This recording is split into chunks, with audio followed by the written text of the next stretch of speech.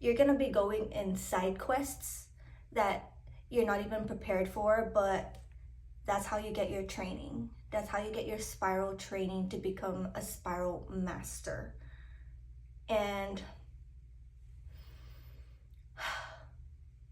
it's only January. January is not even done, and I feel like the spiral training has just been ramped up, right? So that's why it's so important to talk about while we're going through our training.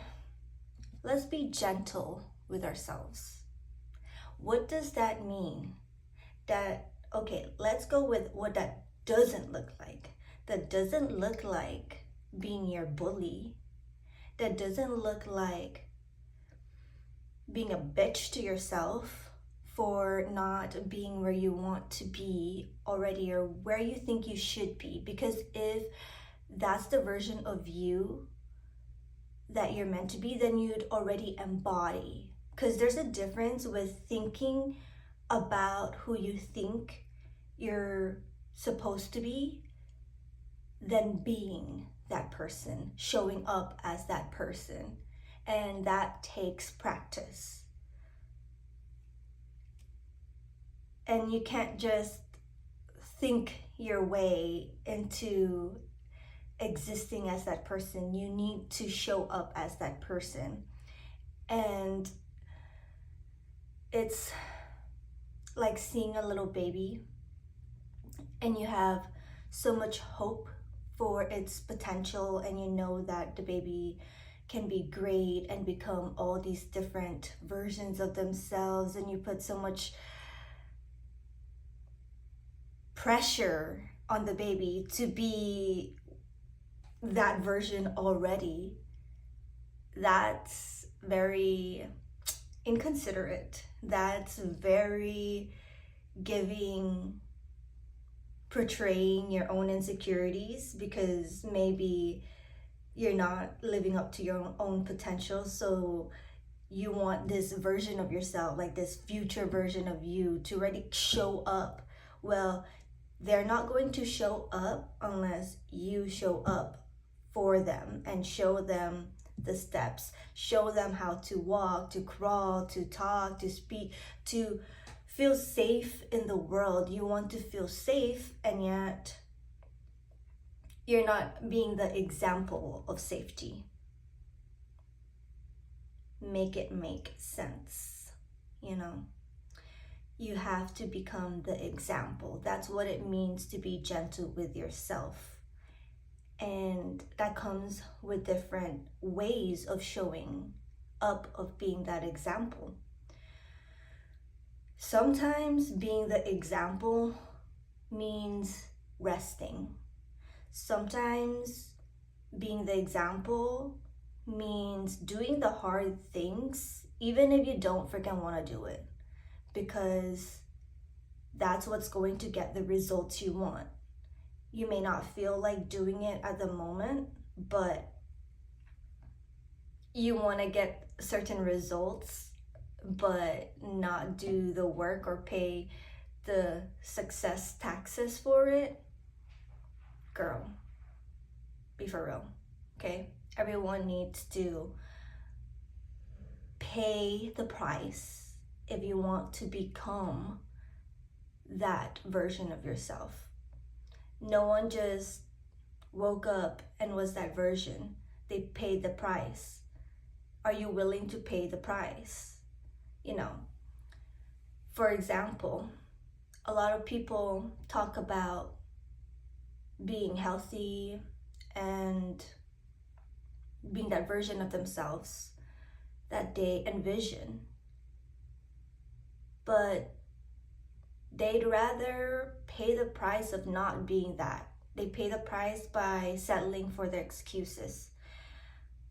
I have work, I have family, I have all these different other things, instead of, you know what, despite of that, or because I have a family, because I have a job that's draining, because of all XYZ because I just want to, because I'm worth it, because my health is a priority. I'm going to make it my lifestyle, not just a 30-day thing. That's why I'm gonna do it. Not for the accolades, not for the aesthetic. The aesthetic does come, how you feel about yourself and you putting in that work in yourself, that's a bonus in itself. But it's because you're keeping the promises that you give to yourself, that you say, I'm going to do. Because every time you don't keep a promise that you tell yourself, it only erodes the trust with yourself. So the good thing is that you can build trust with yourself. Now, if you're in a point where you are still building that trust with yourself, don't go from 0 to 100. Build little stepping stools so that you can build the trust with little things. It could be with just, I'm going to drink 2 glasses of water today. I think you can do that. And that's building one notch of, I did that. I trust myself. I can do that. I'm going to do the dishes today. Once you do that, that's trust. Trust in yourself is not pretty. It's doing the discipline. And when we want freedom, freedom comes with setting up ourselves, setting systems for ourselves so that we can do the hard things now, so that we can live the life and be the person that we want to be. Like, it's just learning how to maintain yourself in a way that's sustainable. That's really important. I had to learn that the hard way, because there has been a time before where, you have to learn to do things sustainably for yourself. What systems can you create in your life where health is just something that is ingrained in there, where relationships is, you make time for the relationships that are reciprocal, and that also comes with learning to set boundaries. But the first and foremost is that it goes back to keeping promises to yourself. Because if you don't know how to keep promises to yourself, that means you don't have boundaries with yourself. You don't respect yourself. But when you can keep what you say you'll do, then you have a higher standard for others.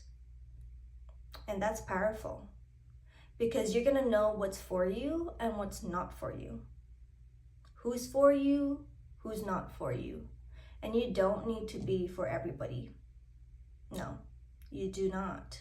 You don't need to go around the world trying to conform or change. You need to know more of who you are. And to do that, you need to build that trust with yourself. So stop lying to yourself, making excuses, because honestly, you're only hurting little you. You're only hurting all the other versions that trust you, and there's no one to blame but yourself. I know that's harsh, but sometimes even myself, I need to hear it in a harsh way. But I feel like that's it too. That's a form of gentleness.